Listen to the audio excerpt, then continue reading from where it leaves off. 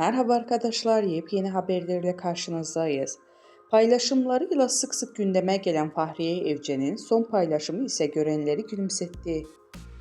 Fahriye Evcen ve eşi Burak Özçivit ve büyük oğlu Karan ile birlikte güzel havaya fırsat bilip orman yürüyüşüne çıktı.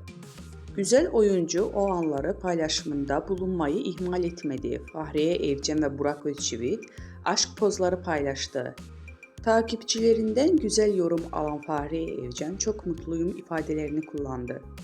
Evcen'in sürpriz sonlu ifadeye yer verdiği videoda eşi Burak Özçivit'in oğlu Karan'ın bisikletine bindiği görüntülendi.